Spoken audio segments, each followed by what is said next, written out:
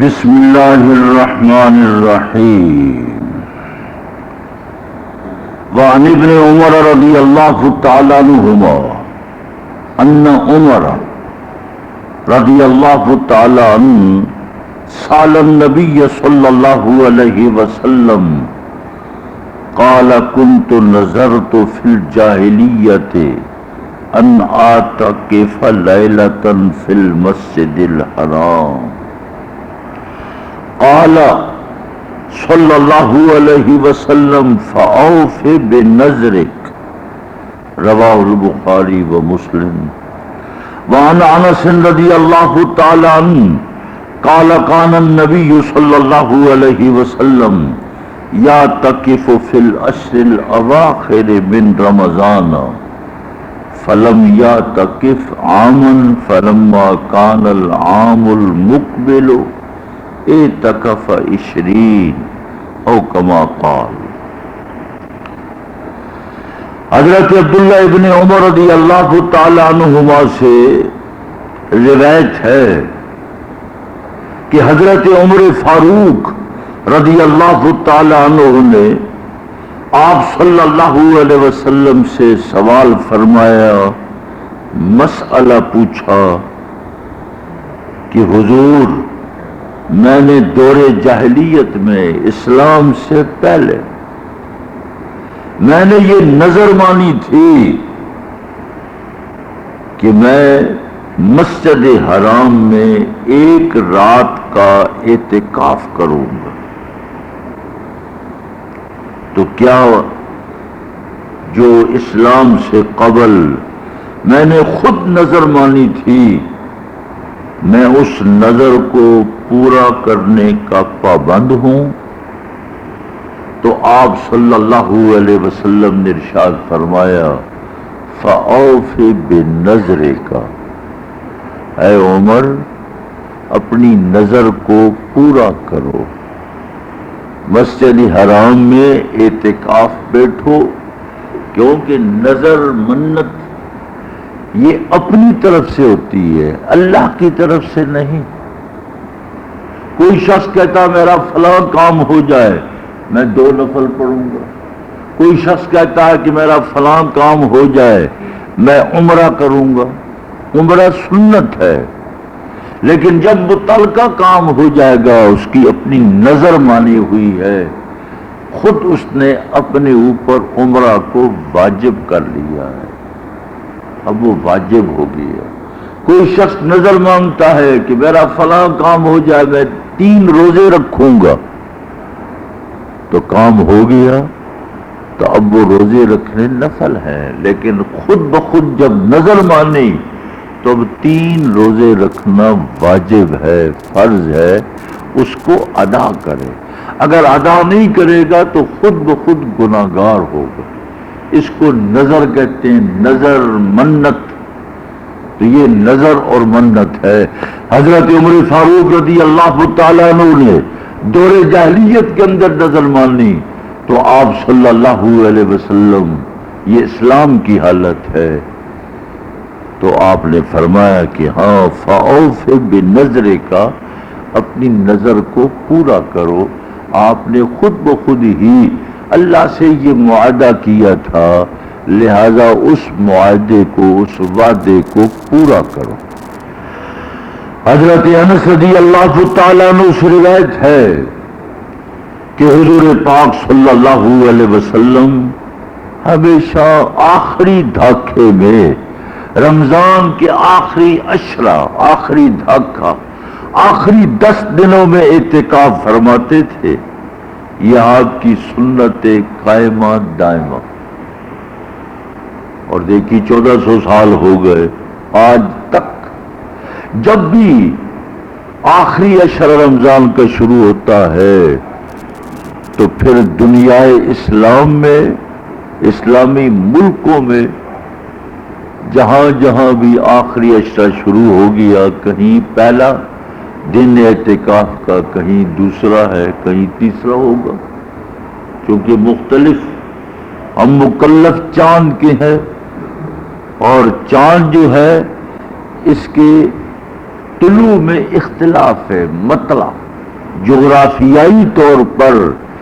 کہیں کب رمضان ہوتا ہے، کہیں کب ہوتا ہے، کہیں کب ہوتا ہے۔ اس لیے فرمایا کہ آخری عشرے میں آپ اعتکاف بیٹھتے تھے، ایک سال آپ اعتکاف نہیں فرما سکے، فلم یا تکف عاما،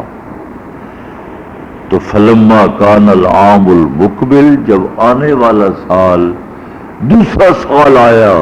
تو آپ صلی اللہ علیہ وسلم نے 20 دن کا اعتکاف فرمایا۔ یہ اس لیے کہ حضرت عائشہ صدیقہ رضی اللہ تعالی عنہا فرماتی ہے کہ جب بھی کوئی حضور پاک صلی اللہ علیہ وسلم عمل شروع فرما لیتے تھے، پھر اس عمل کو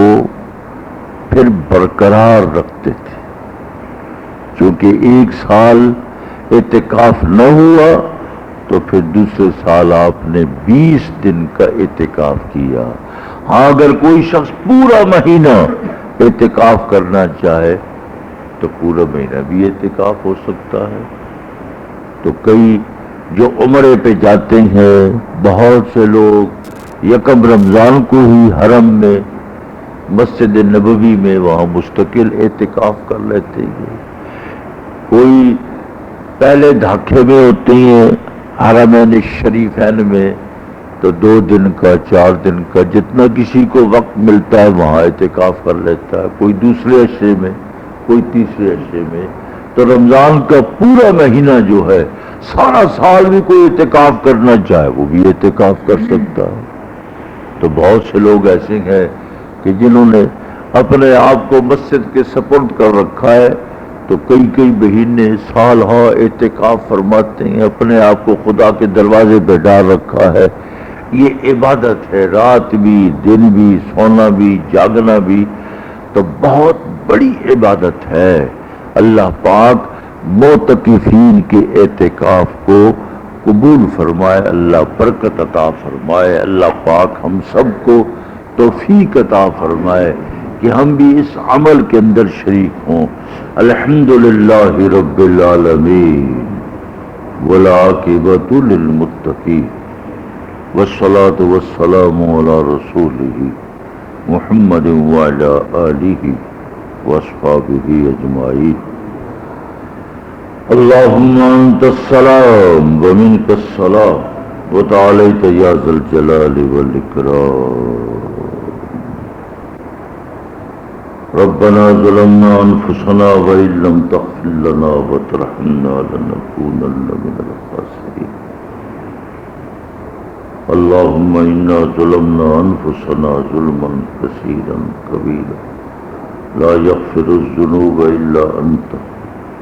فاغفر لنا مغفرة من عندك انك انت الغفور الرحيم۔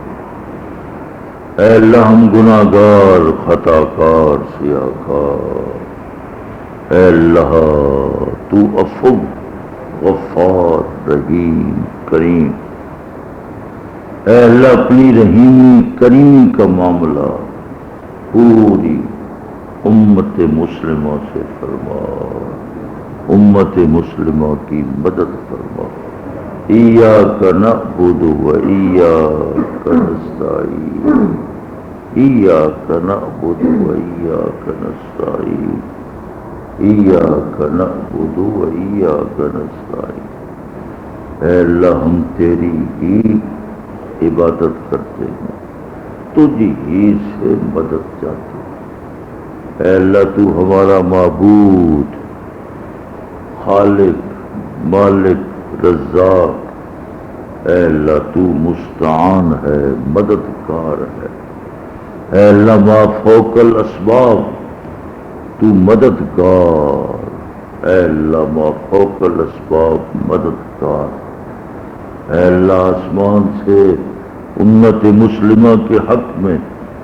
مدد نازل فرما کر، نصرت نازل فرما کر امت مسلمہ کی مدد فرما۔ امت مسلمہ مظلوم،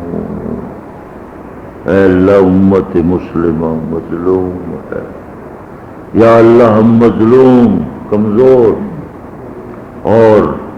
مظلومیت اور کمزوری کی وجہ سے مسلسل امت مسلمہ پر مظالم یہود و نصارہ کی طرف سے ڈھائے جا رہے ہیں۔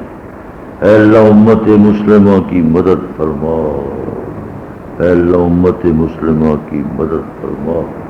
جو شہداء جو اپنی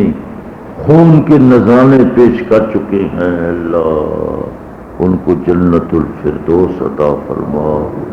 ان کی قبور کو منور فرما، ان کی قبور پر اپنی رحمت کی جڑی لگا، اے اللہ ان کی قبور پر رحمت کی جڑی لگا۔ اے اللہ نوجوان بچے بچیاں انہوں نے اپنے ملک کے لیے اسلام کے لیے قربانیاں دی ہیں، اے اللہ ان کی قربانیوں کو قبول فرما۔ اے اللہ وہ قربانی دے گئے، اے اللہ تیرے پاس پہنچ چکے ہیں، اے اللہ تو نے نواز دیا ہے ان کو، ہمارے خیالات سے بھی زیادہ تو نے کریمی کا معاملہ رحیمی کا معاملہ ان سے فرمایا، اے اللہ ان کی خون کی قربانی کو تو قبول فرما چکا ہے، ان کے پسماندگان کو صبر عطا فرما، اے اللہ صبر کے ساتھ ساتھ ہی ان کے پسماندگان کی غیب سے مدد فرما، غیب سے مدد فرما، بیماروں کو شفاء کامل اور عاجلہ عطا فرما، سب کے کاروبار میں برکتیں پیدا فرما، اے اللہ جو حق لینے والے ہیں کاروباری زندگی میں حق لینے والے ان کو اپنا حق عطا فرما، جو کاروباری زندگی میں حق دینے والے ہیں ان کو حق کی ادائیگی کی توفیق عطا فرما، ٹال مٹول سے محفوظ فرما، اے اللہ ان کے پاس ہوتے ہوئے بھی ٹال مٹول کل پرسوں ترسوں مہینے بعد 2 مہینے بعد اے اللہ ٹال مٹول سے محفوظ فرما، جو کسی کا حق ہے حق العبد حقوق العباد موت سے پہلے پہلے ادائیگی کی توفیق عطا فرما، لین دین والوں میں محبتیں الفتیں مودتیں پیدا فرما، جو لینے والا ہے دینے والا ہے آپس میں دوستی یاری پیدا فرما، محبت عطا فرما،